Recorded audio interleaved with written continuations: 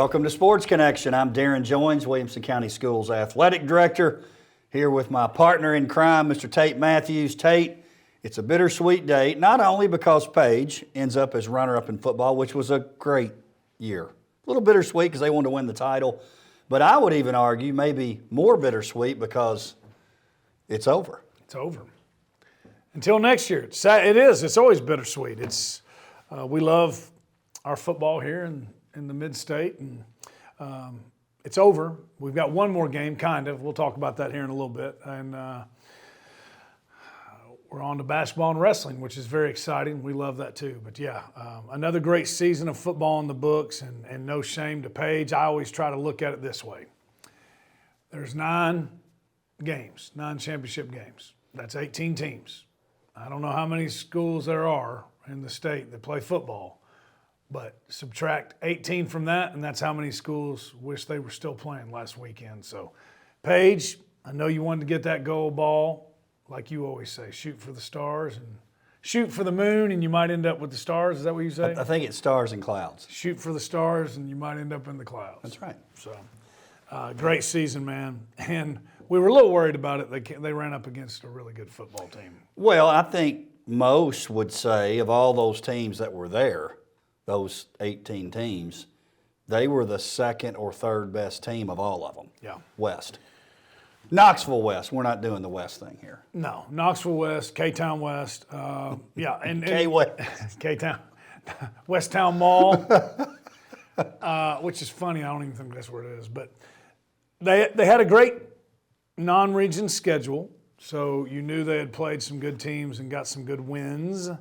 And, they ended up defeating ended up being the 3A champion. So they had one state champion that they defeated on their regular season. So Coach Hester did the show with me this weekend. He was great, by the way. He always is. But he said he thought they had, as far as skill positions go, of all of the Friday and Saturday games, he thought they had the most talented group of skill players.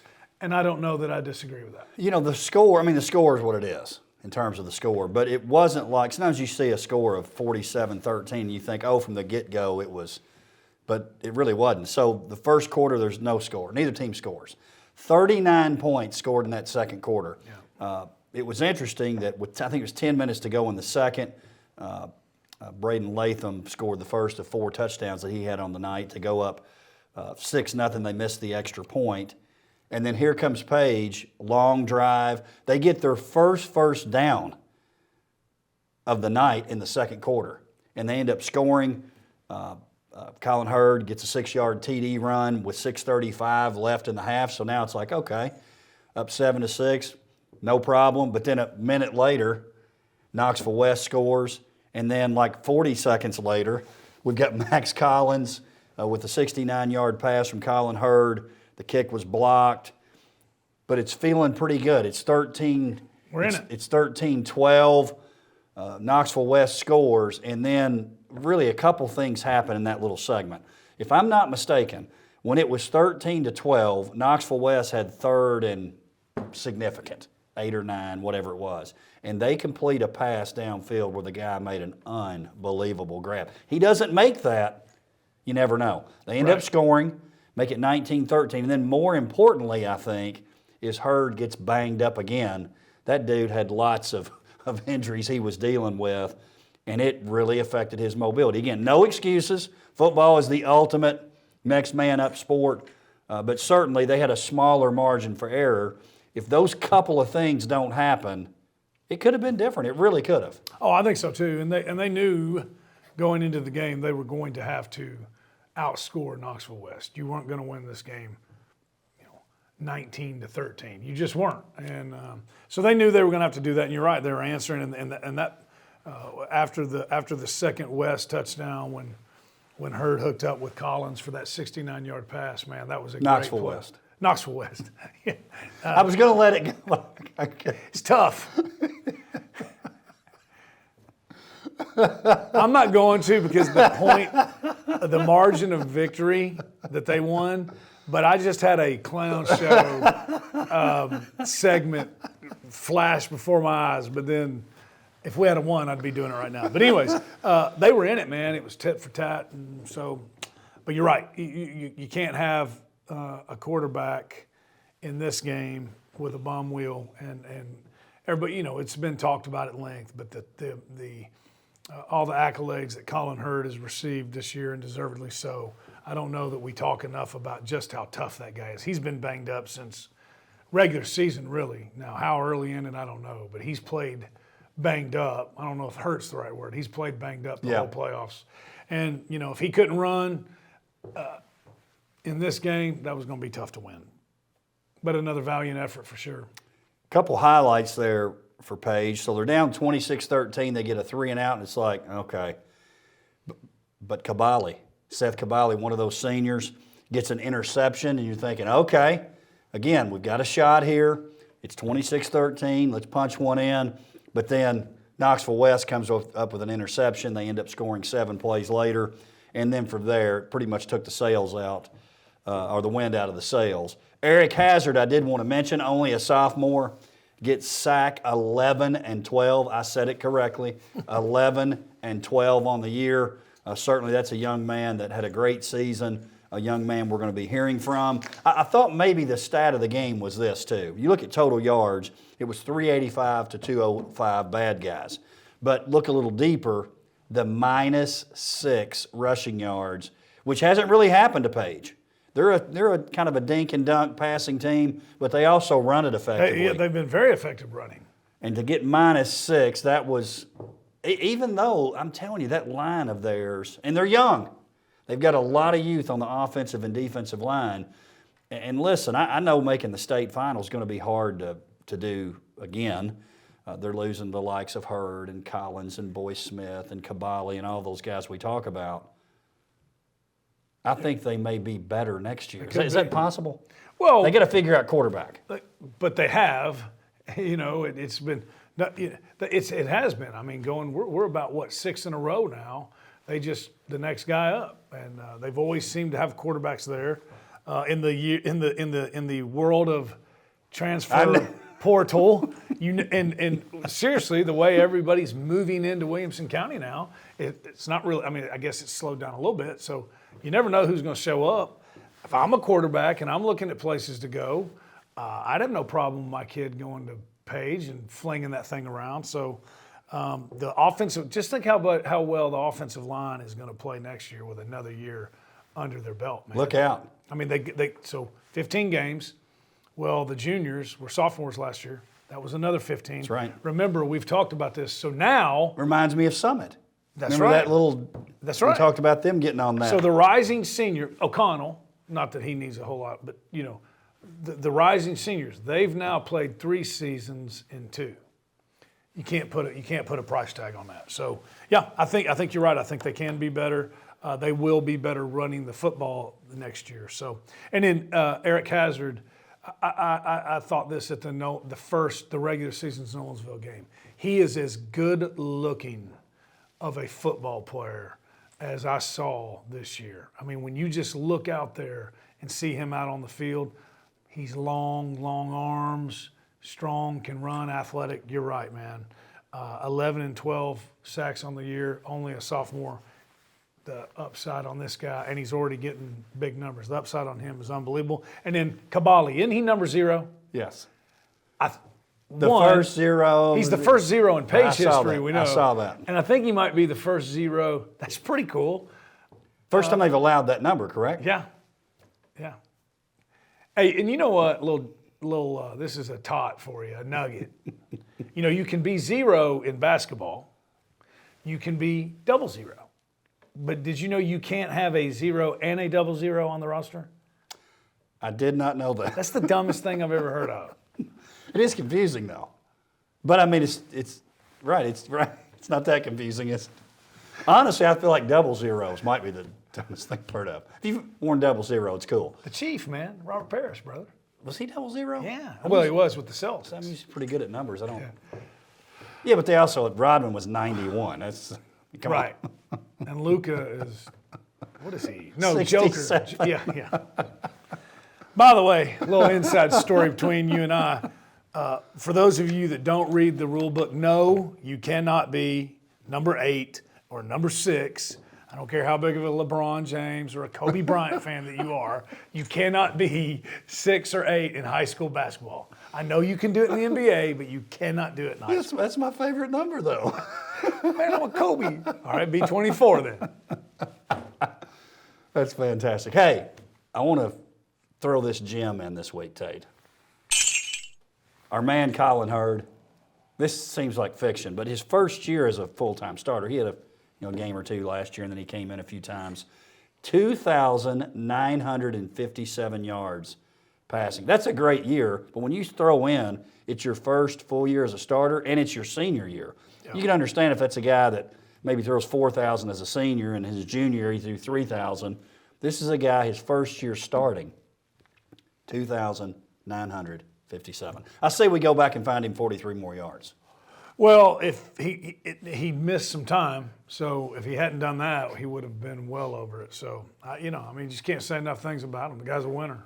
He's a winner. Now, listen, I want to talk about this East-West All-Star game, so I'm going to go over this a little quicker. Okay, quick. Yeah, we need to make sure we have time. Because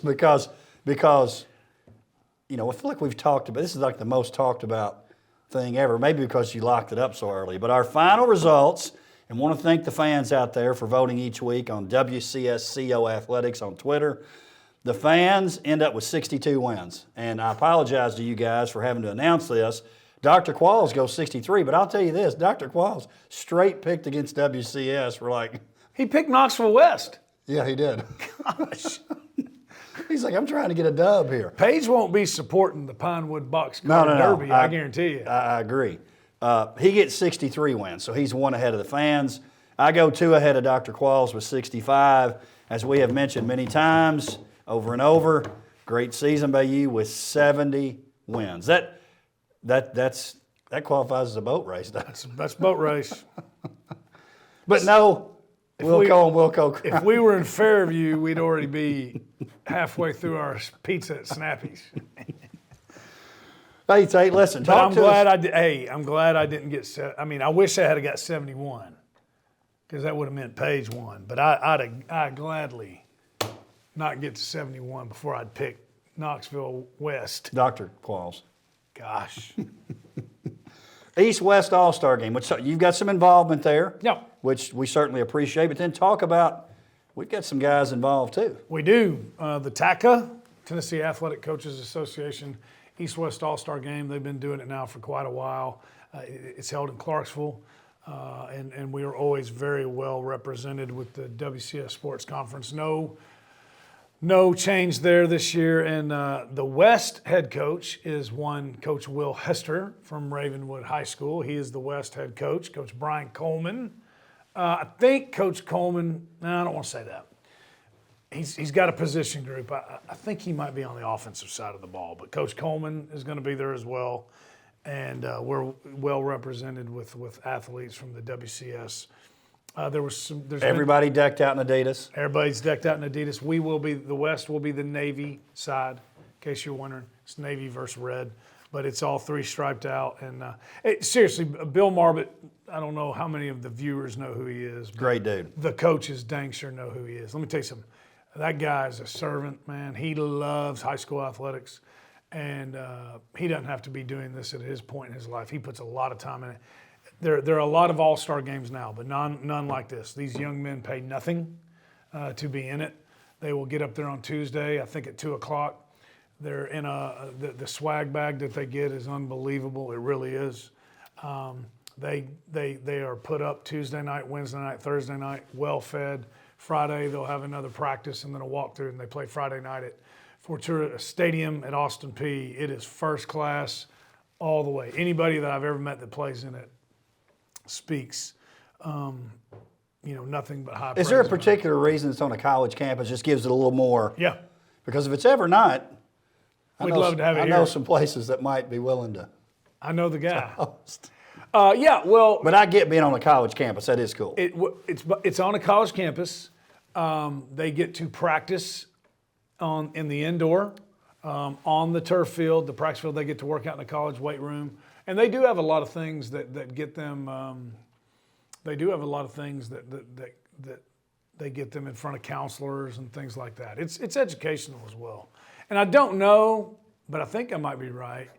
Now the Power 5 guys can't come, which most of those guys, hey, let me tell you something. This is another show. I was talking to a Memphis coach on the way over here. You know what he's doing all right now? Everything. It's all portal. They're visiting portal kids. So. Anyways, they wouldn't if they were coming. That's already taken care of. They already know who they're getting. But the guys under that, they can be there. And I think that's another reason. I don't think they can be in high schools right now, but they can be on a college campus. Well, let me ask you this. How many, just guess, because you probably don't know the exact number, how many are uncommitted? It's a pretty decent amount, right? Oh,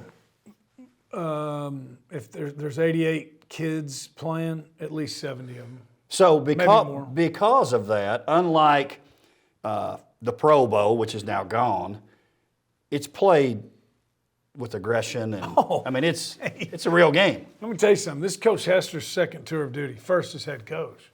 And make no mistake about it. The last time he was in it, Andrew Bunch was one of the quarterbacks. They got beat by the East. Trust me, he's still talking about it. No, they go up there to win. And for like you said, a lot of these uncommitted guys, even the guys that are committed to a smaller school, it's one more chance to be seen. And make no mistake about it, when offensive linemen, and these guys see you going against these defensive linemen, and it's a chance to make a heck of an impression. So, there's a lot of good that comes out of it. With the early signee, there's Chance Fitzgerald. He was supposed to be in it. He has been asked to come up to a big recruiting weekend at Michigan State. So he's not going to be there. I get that. Not to call him out. Enter Brooks Sapone. Is that who took his place? Well, I don't know if he took his place, but I know he's in. There you go. Fantastic. Right. So it's just another opportunity, which I get it. They want to get the best guys that they can get. But Chance is going Power 5. It's just a matter of where he wants to go, right? Wine's going to Oklahoma. That thing's done, right? So does some of those guys that were invited still go and not play? They were going. I don't know. I don't think this. But they could have. No, they were going. Oklahoma has asked him, and Michigan State has asked Chance to be there. To help with the recruiting, and I get that. So I understand why they're going. They have to do that. But all it does is just open up another spot for someone else to be seen. Which I think's great. I don't think that's a bad thing. You can go Friday night at Fortuna Stadium. DM, Dr. Qualls, he's a former Gov. He will tell you need to go to Johnny's Burgers. It is phenomenal. It will not disappoint. Don't let the outer appearance of the restaurant scare you off. Make it in there. He can tell you what. Well, that usually means it's good. It's fantastic. He will tell you, finish it off with a bun and cream. There's your tidbit. If you want to go up and support them, get there early. It really is. It's a fun game. If not, it'll be streaming and watch it. But we're well represented again. Well, and Tate, it's just another thing that you do, which is so appreciated. Thank you. Appreciate you guys. Appreciate Adidas for what they've done for us, and then this game as well. So it's exciting. It's really exciting for our coaches and players that are involved. And again, I know you're a big part of it, and we appreciate that. Thank you. I appreciate it. It's really good for the kids, man. Big time. All right, let's talk bowling. We're going to transition here. Ted Logan getting it done. The Admirals getting it done. They get a sweep in the final, 18-5. Girls over Indy, 18-5. Boys over Nowensville. Both teams ended up, if you count the tournament, 17-0 in league play. Boys overall, 20-2. Girls, 19-3. Now, listen, I want to do some educating right now. We've probably done this before, but I want to just make sure that people know. So the way these matches work. This is good. It starts off, it's head-to-head, it's 10-pin matches. So basically you've got the 10 frames. Me against you, it's 1 through 6. We're playing against one another. I win, my team gets a point. You win, your team gets a point. So there's 6 points available there. There's 2 additional points for total pins. My school's total pins in those matches, your school's total pins. So that can make it a little interesting. So there's 8 there. Then there's something called Baker matches, which are great. 5 players from each team. So I would bowl frame 1 and 6. My teammate would be 2 and 7, 3 and 8, 4, and 9, 5, and final frame. So there's some strategy there. It's called Baker matches. There's 5 of those. 10 points available, 2 additional points for total pins in the Baker matches. And then Total Baker pins. That's right, total Baker pins. Then it's total pins, Baker, and 10 pin matches. That gets 3 more points. That's how you get to 23. Coach Brees, look it up. It's a fact. That's the way it happens. No text, no questioning. This is it. This is it. So I have to tell you, that's impressive. That might be your best work. listen, we've got to. That's good, man. I'm just telling you that, and listen, and I know some upsets can happen, and that Franklin boys team has a shot to win it this year. They can put 6 guys out there who all can comfortably bowl 220 or higher. You talk about Didier. He's the guy who's really bowled well for them. In that particular match, I think maybe he had a 171, I think it was. He tied his match. 171. This is a guy that was averaging 219, and they still win 18-5. Yeah. So if they're on, you're in trouble. they've got a chance. And here's what I like too. You got Didier and you got Waylon and some other guys that play other sports. Their level of competitiveness is a little different than maybe someone that hadn't played anything else. And I think it brings it to those matches. You can tell the difference. I think that's awesome. It is. Yeah, they figured this thing out. Hardin County, Hardin whatever, the Savannah. Hardin Valley. Hardin, Savannah We're Valley. coming. I'm telling you, we're coming. We're coming for you. In the next 2 or 3 years, if not this year, we will have a team state champion. They will know we were there this year. No question. We remember the girls at Franklin finished second a couple years ago. That's right. Blown out in the final by them, but I'm telling you, we're coming. Hey, but what does that also say Like about... Dion, I'm coming. I'm assuming you watched that. Wow. I got my luggage, and it's Louis. If you haven't seen it, you need to look at it. I'm coming. He said that maybe 20 times. I think he got his point across. It's unbelievable. Hey, Ashley Cernovitz for Franklin. I'm going to give her a shout out. 196 in her match. If you remember, on the girls' side, the highest average for the year, Ashley Midgley from Franklin, 169 average for the year. 196 for Ashley Cernovitz. She stepped up. Yes. Jay McCulley doing a good job. You talked about him. You gave him a shout out last week. There's just, I've watched bowling these 4 years in this position, and I'm telling you, it's every year it becomes more legit. Yeah. In my mind, it's not all about eating popcorn and fries and hot dogs. There's some of that still, but I'm telling you, it's a real competition. I love it, and Ted Logan has a lot to do with it. What's wrong with popcorn, man? I mean, you know. What was that movie? Well, Babe Ruth, he ate some hot dogs and popcorn, they said. That's right. That's right. Hey, no, it is. The fact that you, like you're talking about, you have so many multi-sport athletes playing it, that's awesome. Well, remember Didier and Waylon come down the red carpet last year as baseball players, finalists for the bowling. Right. And I'm telling you, it's legit. It is. On the boys' side, again, to show you the strength of Franklin, Carson Cochran, who's not one of those guys we talk about, 243. 243. And he's like option 3. Yeah. It's unbelievable. When your top 3 options are all very capable of going over 200, you got a pretty good chance to be pretty. That's kind of like when the Braves had that pitching crew of Glavine and Schmaltz and Maddox. Yeah. Hey, Independence. Who are we rolling out tonight? Independence on the girls' side, Sarah Tang. We know Sarah from track and field. That's right. So I love it. I really do. Congratulations to all those teams. They'll be advancing to the regional tournament. Summit, they haven't played their district yet. So we're all in the same league except Summit. And then, but they play here in a week or so. And then the regional tournament happens after Christmas. Now, Tate, let's finish up the show. We got about 5 minutes here. Let's talk a little hoops. Obviously, we had our media day. Dr. Qualls filled in for you. We talked about our teams and sort of the expectations for the year. Big matchup this past week, Brentwood-Page, an out-of-district matchup, a 4A versus a 3A. girls' side, Brentwood gets a pretty nice win now. Page is really good. I think Page, honestly, may have the best team in the county. When you're talking about girls' teams, forget classifications. Brentwood goes down early in that game 20-9. 47 points won the game, so that's a pretty significant trail. 31-26 moving to the fourth quarter, but they stepped up. Paige Morris, a freshman, hits a big three in the corner to get that 3-point win. Coach Williams, I could tell media day he was kind of, well, I don't know, but I could sense. He was sandbagging us? I could sense he likes his squad. You got Ella Ryan, who's had 17 points. Ella DeYoung, 11 points, both young players. Obviously, we talked about Morris. That's three players who stepped up, and not one of them is a junior.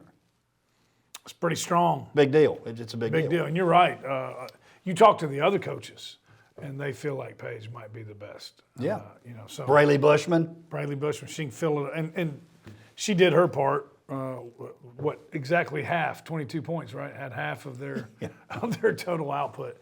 She's fun to watch. No, that's a big win, and I'll keep saying it. Anytime you say a freshman, hits the game-winning shot, that just blows my mind, man. I mean, right. A year ago, she's playing in the WMAA. That's right. She's hitting a layup to beat Mill Creek, which is a lot harder than beating Brent Nutting. I mean, that was her level. Yeah. And now you're on the big stage, so to speak. Big deal, really big deal. Boys side, 48-41 Brentwood. Daniel Cochran scores 28, over half of their points. I keep saying this. We got some great players in this league, great players. I think about our super juniors, Evan Gaynor, Ravenwood, Jet Montgomery, Independence, Daniel Cochran, Brentwood. I keep saying he's got the most upside if you're talking next level because of his size and that skill level. Well, he's a big with long arms. I don't know that he's done growing yet. Not only is he one of the most nights the tallest guy on the court, he can shoot the three, and he can handle the basketball. He's tough. It makes him tough. I've seen that up close and personal. Yeah, he's been in football all year. Right. He's not even really in basketball shape yet. So, but that's obviously helped him with the strength and doubt. competitiveness and aggression. Hey, these guys better than anybody. So I've been paying attention. It's early. 48-41 victory over Brentwood. Coach Bond and Coach Crane as well as anybody down here. Maybe you and Coach Allen probably know him better than anybody. I don't think people understand how defensive minded those guys are sometimes. Is this what you expect to see? It seems like they've had a lot of under 55 gritted out tough wins. Is that what this team is this year? It is, and I do think they like it that way. Jay Johnson, when I came to Franklin, he would tease me and say, we used to always look at 9 AAA and be like, first to 45 wins. Like, do you guys ever play any offense? Not you. You were. But I had some teams there, a little lower scoring games too. And what's funny about it, it's not like it's a slow down game. It's just so hard to score because the defenses are so good, which means you got to get to pass 4 or 5 before you can get a bucket. So it's not a slow down game, but it's just so difficult. It's really good defense. It really is. I want to give a shout out. Grant Snyder had a big bucket to put Page up 37-36 early in the fourth. Coach Street made some comments, and I agree with him. Hey, listen, we're playing to get better. This isn't even our league. I've got some football guys who are going to get back and help. He's got a nice group of sophomores, too. I love that. Love it, too. That's the sign of a wise coach, and he's a young cat. Who cares? Doesn't matter. Nobody's going to remember who won the Brentwood game in December. Doesn't matter. Doesn't matter. Hey, did want to shout out Coach Hamilton, Coach Moore there at Centennial. Girls are 4-1 with the win over Smyrna. Boys are 6-1. Dominic Reed's probably out there going, hey, don't forget about me. I mean, I can fill it up, too. Had a pretty good year last year. Yeah. Got recognized as they've had both of best them. around. One, great job by Coach Hamilton, 4-1. We know. We've talked about it at length. I think he's here to stay. That program, with the right coach who will stay, they're going to win a lot of games. I think Coach Hamilton's on the way. And Coach Moore, it's taken him a couple years to kind of get this team the way it's his team. I think they're going to be really, really good this year. That's another guy, media day, because again, Coach Moore is usually close to the vest. He was talking a little differently than normal. Yeah. He likes his team. Tanner Lee, obviously coming off the football field as well. He's got a nice squad. Ravenwood boys off to a 4-2 start. Get a big win a week ago. We didn't really talk about much over Franklin. Franklin, obviously, with a really nice junior group, or sophomore group too. Jack Medalley, one of the best in the league as a senior. That was a nice win for Ravenwood. Coach Whitlock's into propaganda. He feels like Dr. Qualls and I said something about they were mediocre, which was not totally true. Listen, if anybody from Ravenwood's watching, let's don't kid ourselves. Your talent's not as good as last year. It's not. It doesn't mean you can't play. Well, it's funny that you brought this up because I gave her my word that I would do this. But Coach Whitlock has done a great job with the propaganda. And the good thing is it means people are watching media day, right? Yes, that's but right. I bumped into Mrs. Gaynor this weekend in the grocery store, and she watched media day on the live stream. And she made sure to tell me, thank you for gloom and dooming Ravenwood at media day, and she wanted to make sure that you did know that they went over there and gave an L to the Admirals. That's great. I've done hey, my but job. listen. But hey, they're watching, baby. But here's some advice for the folks at Ravenwood. You spend too much time worried about me and Dr. Qualls, you get a loss against Hillsboro. You get a loss against Blackman, just focus on you. You guys can be 20-game winners. In fact, I think Dr. Qualls even said he was expecting 20 wins. And what they got out of that is they were mediocre. This guy's picking. I do, though. I do like their team. I do. And I like Gaynor because he can shoot it. I like guys that can shoot it and he can put it in the basket. Evan Gaynor is the Energizer Bunny. He is. That guy has, him and Davis, their best buddies are really, really tight, and their games are so similar. But those two, man, Killers. I don't know if they're on 3 Bang energy drinks. No, I'm kidding. That's just how they are. Those 3 are pedal to the metal. I mean, those 2 are pedal to the metal all the time, and I love it. I do too. I really do. Hey, I wanted to mention this too because it was such a big deal. Quinn Johnston from Summit High School hits 11 threes in a win over, ironically, Wilson Central for a couple of reasons. Coach John Wild was at Wilson Central at one time. He coached Kendall Spray, who has the all-time record in the state in terms of threes made. Quinn, that's the 7th most in the history of Tennessee girls basketball with 11. He thinks she has a shot to maybe have the second best season ever behind Kendall had one year that was just. It was nuts. I think it was her junior year. It was a joke. Yeah. Nah, was it junior? Senior. I think it was senior. Yeah. Because senior they made it, I think, all the way to the first round of the state tournament. Yep. She could put it in the hole for sure. Still was doing it at the college level. So that's pretty exciting. Coach Wild, I know he's proud of that. Quinn's playing well. They had a tough loss against a really good Lebanon team.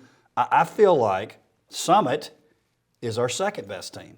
Brentwood's obviously going to have something to say. And Nolensville's playing well. Coach Ladd's squad, 4-1 starting off. So there's a little more parity? A little more parity maybe. I like parity. I like parity. The girls' side hadn't always been that way in this county. So it was Coach Siegenthaler and everybody else for a long time. That's right. But the schools have we've talked about the schools have invested, man. They didn't always really go out and get the best coach they could get back in those days, But so to make sure we're clear on this, Coach Wild has now coached this number 2 most made threes in a game, and the number. No, 7. she's 7. He thinks she can get to 2 for threes made for a season. No, I know, but didn't Kendall? Oh, she's the one. second most. Oh, that's right. in That's a right. game? That's right. Yeah. That's right. I'm sure it's all coaching. Is that? He takes advantage. One thing that Coach Wild does as well as anybody, he makes sure the right people shoot. Hey, one of my favorite things. He puts it out there quite often. There's a reason why bad shooters are open. That's right. Did you see the thing what Kelvin Sampson said? They said, "Do you want to give, shooters confidence?" He said, "I don't want to give a bad shooter confidence," which I thought was fantastic. Fantastic. Hey, some matchups this week that I'm excited about. Yes. Fairview, Nolensville. Fairview already beat Nolensville on the boys' side. Nolensville won that girls' game, so they're playing again, which I love. Brentwood will play Nolensville this week. Summit Centennial this week. And then Page with a couple more games against the larger schools, Franklin and Independent. So I love those WCS matchups. Obviously, starting next year, 8 of those teams are going to have to play twice, which is fantastic. I love it. Love it. Yeah, you don't have to worry about getting games. Oh, we couldn't work it out. Oh, you couldn't. Hey, can I? You only can I- had 32 chances to do it. Shit, it'll. Ravenwood, they found a game 1. Oh, Real pushover. because Coach Hester doesn't like playing good That's right. teams. Who is it? The Alcoa Tornado will be coming to think that's great. Ravenwood week 1. Iron, I think that's fantastic. iron sharpens iron. Dang right. He's playing the 3A state champ and the 6A state champ. Why this not? year. Let's go. And he plans on being in the 6A state championship game. That's pretty cool. Hey man, I don't ever remember them coming here. That's pretty neat. Alcoa, real cool. It is neat. Looking forward to it. Tate, we got one more week next week before we have a little bit of a break for Christmas break, where we're going to talk a lot of hoops. Next week, some wrestling. Had some great results this week. We'll get you in on some wrestling results coming up as well. Had some teams travel. Summit really showed out well. Brentwood High School, Page, getting that thing going too. Nolensville. So we're excited to talk about some wrestling too. Can't wait. Thank you for joining us for Sports Connection. We'll see you next time.